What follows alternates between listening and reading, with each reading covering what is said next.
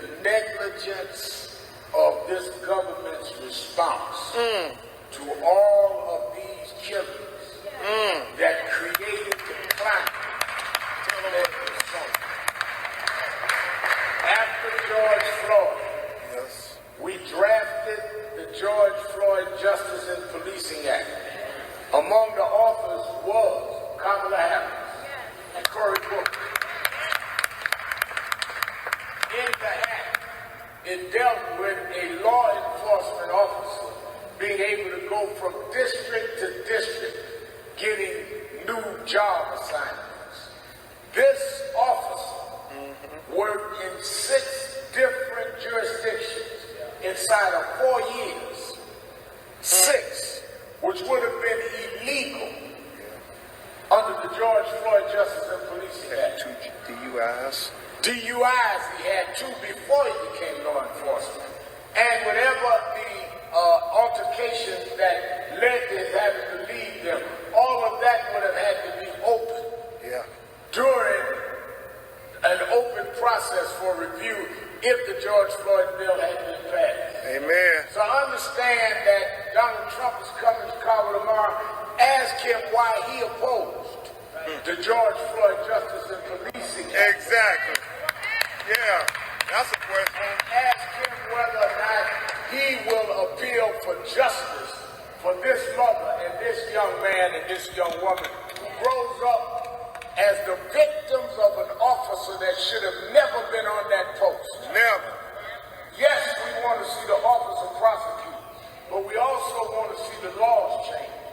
And I'm glad the governor of Illinois met with the family, but we need an Illinois law made out in her name. Yeah. We need to name it after her.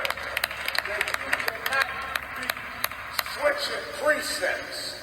If you bad in one precinct, why would we think all of a sudden you had some kind of Damascus Road, knock off the horse, change your heart in another district?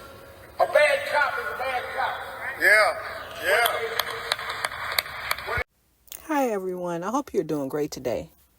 Did you guys see the news conference in Chicago regarding the Sonya Massey case? And that was conducted by Attorney Benjamin Crump. Did you see who was in attendance at that meeting? It was actually Al Sharpton and Roland Martin. I guess he wasn't invited to the NABJ, so he decided that, okay, well, maybe I'll try to get some coverage somehow.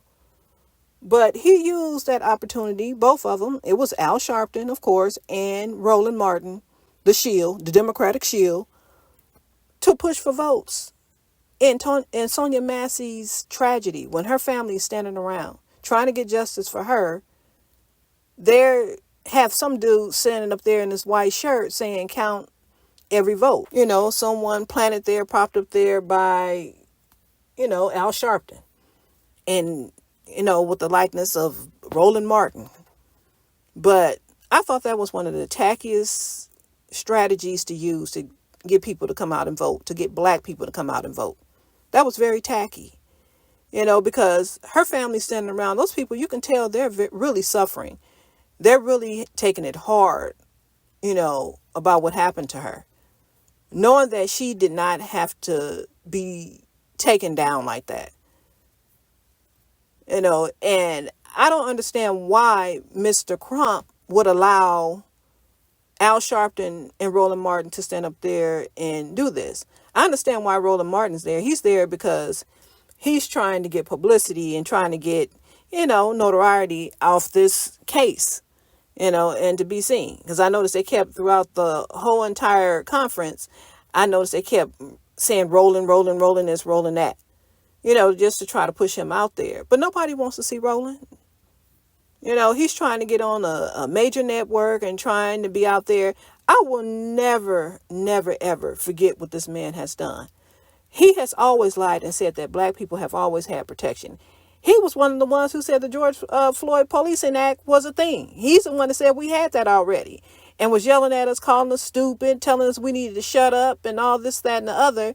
And all along, this bill has never been signed into law. And Kamala Harris was one of the writers on that bill. And it still wasn't pushed through like she did for her people in her community. And I will keep on bringing this up because it's a fact.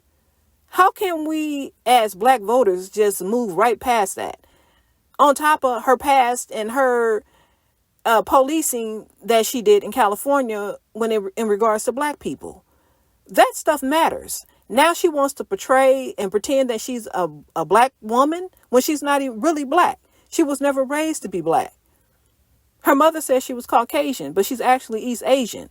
So what does that tell you about the proximity to whiteness that she was raised to be around? That's why I'm sure why she chose a white man as to be her husband. It just makes sense. But just let me know what you think about this. You think it was tacky for them to try to push a vote in this particular conference that was basically supposed to be about Sonya Massey, not a conference to push for votes?